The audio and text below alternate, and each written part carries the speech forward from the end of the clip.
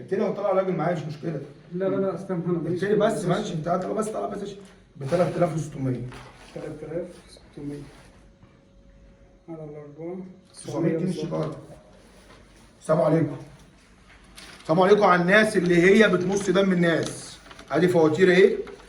الناس بقى اللي احنا بقى عشان احنا بقى ايه بنطلع نقول احنا مالناش دعوه بالتشهير ومالناش دعوه مش عارف ايه والكلام ده. دلوقتي لما احنا نبقى بنعمل شقه في العبور وجايين داخلين على مرحله العزل ويجي العميل يقول لي معلش انا عارف بطريق المصنع فانا هروح اجيب منه السيكه عشان تبقى حاجه كويسه.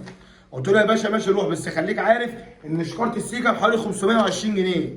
لما يروح يجيبها من المصنع ب 900 جنيه من مصنع كيماويات البناء الحديث سيكا 107 يديله الشكاره بتاعتنا ال 20 كيلو اللي معاه الجيركن ال 5 كيلو الشكاره العاديه في كل حته ب 520 وب 500 وب 480 في اي حته. لما عميل يروح يجيبها من المصنع يحسبها له ب 900 جنيه. ليه؟ ليه تحسبها له ب 900 جنيه؟ فواتيرك اهي. فواتيرك اهي وادي الفاتوره اهي.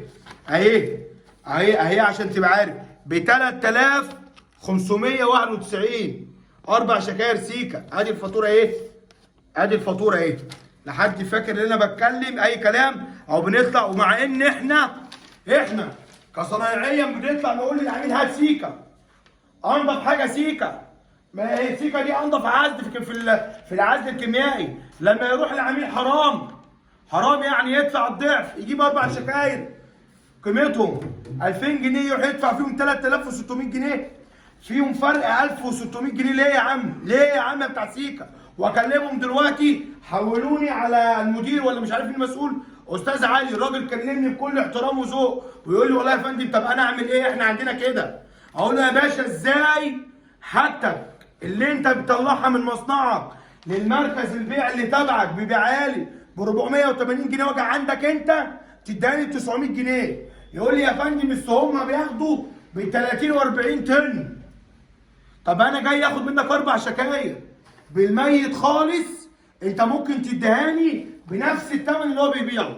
اكيد هو بياخد خصم من حضرتك فلو انت اديتهاني بنفس الثمن اللي هو بيبيعه فانت كسبان. لكن تديهاني ازيد من ما هو بيبيعها ب 400 جنيه تديهاني الضعف. ليه يا عم واحنا فين؟ ده احنا لو يهود مش هنعمل كده في بعض.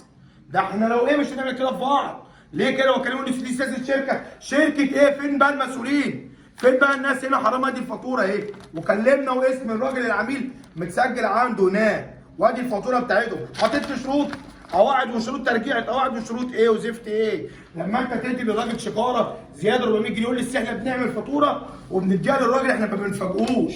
طب افرض الراجل اللي جاي لك مش عارف. الراجل اللي جاي لك ما يعرفش تروح انت مدبسه.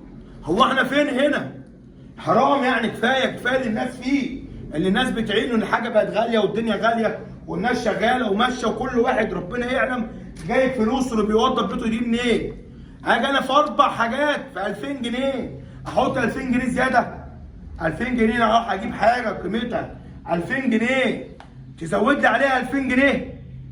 ليه يعني؟ مين في شرع مين الموضوع ده؟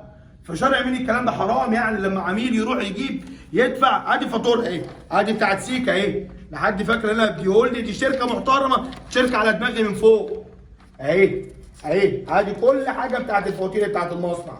فواتير المصنع كلها. ليه بقى يا عم الحاج؟ ليه انتوا عايز كل واحد يشير الفيديو ده عشان نشوف شركه سيكا دي عشان يوصل للمسؤولين. تروح تشوف ليه الشركه بتعمل كده. اروح المصنع اخد الضعف في انهي حته في الدنيا.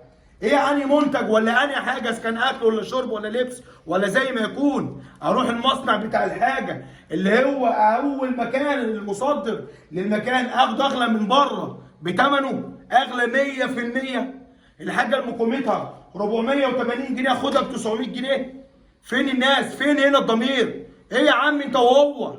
انتوا ايه؟ هتمصوا دم الناس؟ حرام عليكم. اتقوا الله بقى. الناس تعبت. الناس خلاص قربت يجي لها شوجر منكم. اقفل يا عم.